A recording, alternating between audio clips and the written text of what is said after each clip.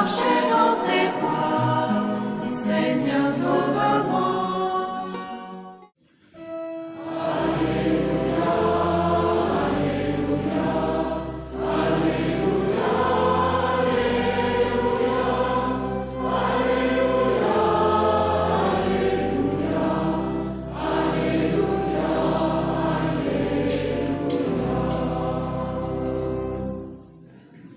Le Seigneur soit avec vous. Et avec votre esprit. Évangile de Jésus-Christ selon Saint Jean.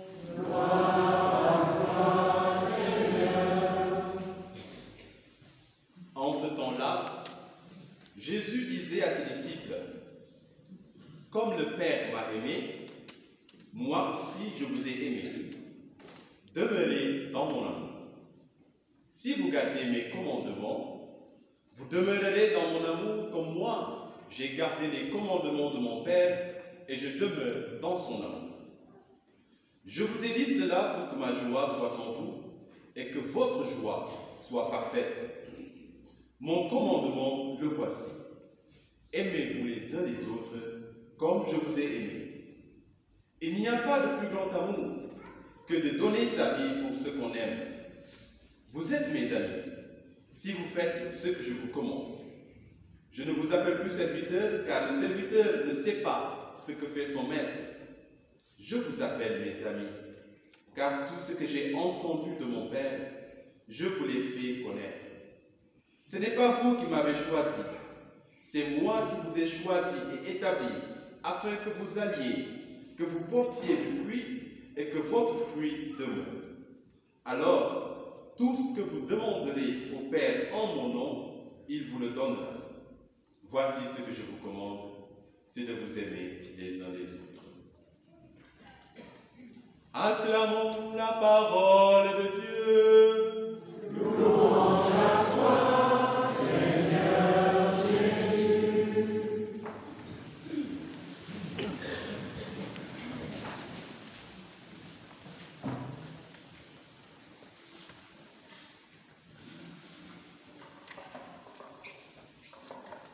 Viens, Esprit Saint, remplis le cœur des fidèles.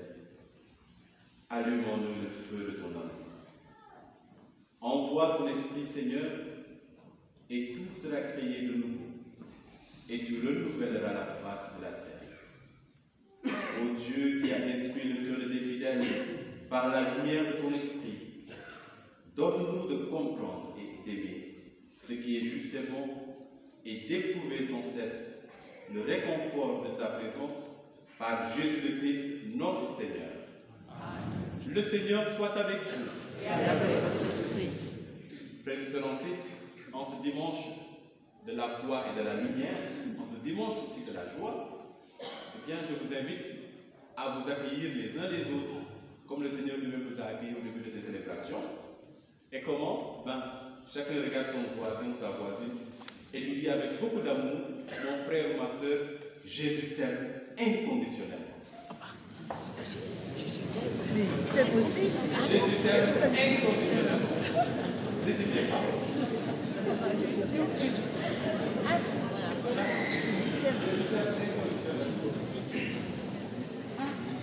t'aime inconditionnellement.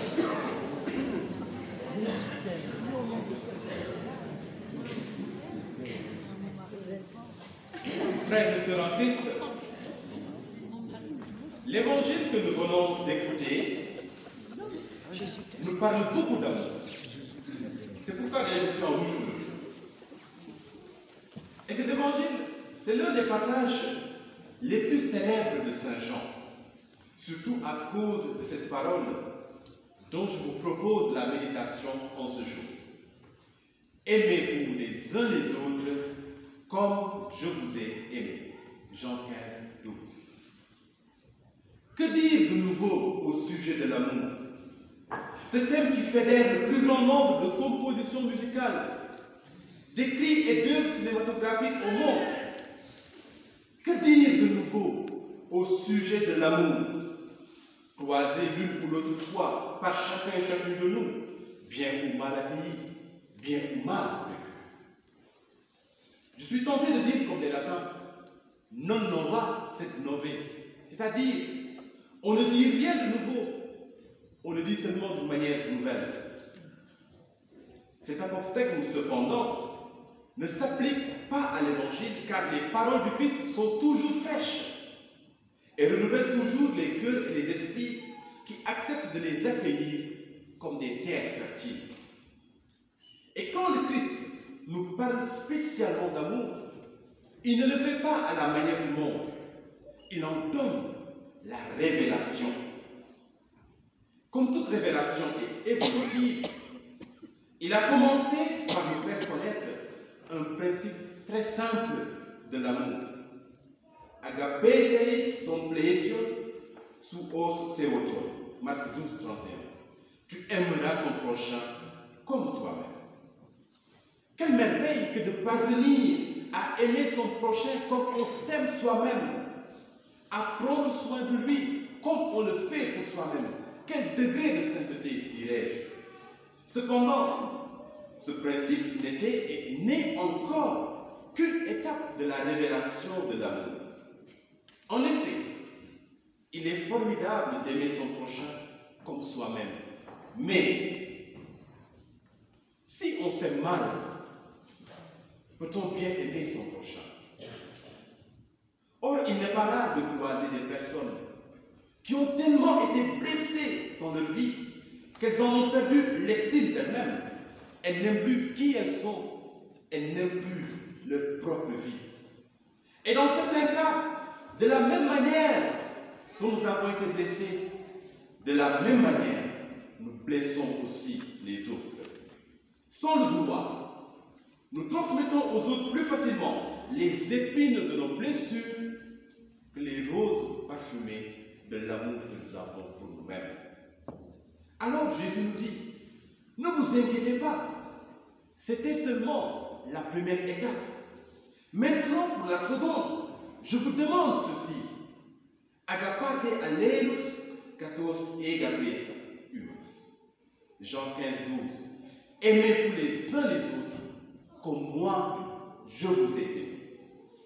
Ainsi, tous les livres, les chants, les films qui nous parlent merveilleusement de l'amour, mais sans nous inviter à le vivre comme le Christ lui-même nous a aimés, sont encore au premier niveau de la révélation de l'amour. Et c'est pourquoi ils sont souvent si difficiles à concrétiser dans la vie réelle. Le verbe employé en Jean 15, 12 est un impératif, agapate, qui signifie non pas aimer seulement en amitié, ni aimer de manière sensuelle, mais surtout aimer de manière très fraternelle et universelle en raison de Dieu et en vue de Dieu. C'est-à-dire parce que Dieu nous l'a montré, parce qu'il nous l'a demandé et parce que cet amour nous unit à lui et nous sanctifie. C'est ce qu'on appelle l'agapé, qui a été désigné autrement dans le livre des Actes et dans les autres épîtres par le terme Philadelphia, l'amour des frères, qui se base sur le Christ, mais qui se base aussi et bien sur l'amour de Dieu répandu dans le monde entier. Donc non seulement nous aimons nos frères et sœurs en Christ, mais nous aimons tout homme à cause du Christ lui-même. Aimez-vous les uns les autres comme je vous ai aimé, nous dit-il aujourd'hui. Mais justement, comment le Christ nous a-t-il aimés? Il nous a aimés d'abord en quittant son trône de gloire, son prestige divin, sa zone de confort. Philippiens 2, 6 à 7. Bien qu'ayant la condition de Dieu, il n'a pas retenu jalousement son égalité avec Dieu, mais il s'est anéanti, la kénose, en prenant la condition de serviteur, en se rendant semblable aux hommes. Aimer comme le Christ, frères et sœurs, c'est savoir quitter sa zone de confort pour rejoindre par l'amour le prochain qui est tout à fait différent de moi à tous les niveaux, afin de l'accueillir tel qu'il est, sans le juger et de lui faire du bien.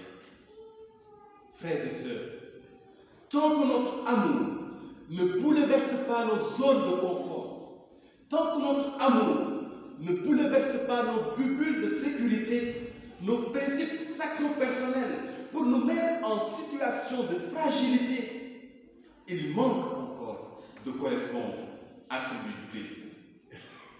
Deuxièmement, le Christ ne nous a pas aimés de temps à autre, de manière sporadique, mais comme cela est écrit en Jean 13 au verset 1er, après avoir aimé les siens qui étaient dans le monde, Eistelos et tous, il les aima jusqu'à la fin. Il les aima jusqu'au bout. Même Judas fut aimé par Jésus jusqu'au bout. Aimer comme le Christ, frères et sœurs, c'est donc aimer sans condition. Aimer jusqu'au bout. Or, nous sommes plus tentés de dire ou de penser au sujet de nos amis, de notre conjoint ou des personnes que nous aimons. I love you if you love me. Je t'aime si tu m'aimes. Ou bien, I love you as long as you love me. Je t'aime tant que tu m'aimes. Le jour où tu me blesses, c'est la guerre. Ou bien, je t'aime tant que tu me fais des cadeaux, tant que tu me flattes. Mais le jour où tu me dis une vérité qui ne me plaira pas, tu commenceras à m'énerver sérieusement. Tu ne me plais plus. Je ne t'aime que si tu fais ce que je veux et que si tu dis ce que j'ai envie d'entendre. Frères et sœurs, un tel amour ne peut jamais atteindre le bout de la course. Pour franchir la ligne, il a besoin d'être inconditionnel. Je t'aime, c'est tout. Et troisièmement, l'amour du Christ est oblatif. Jean le confirme dans sa première épître, chapitre 13, verset 16. Voici comment nous avons connu l'amour. Le Christ a donné sa vie pour nous. Nous aussi, nous devons donner notre vie pour les frères.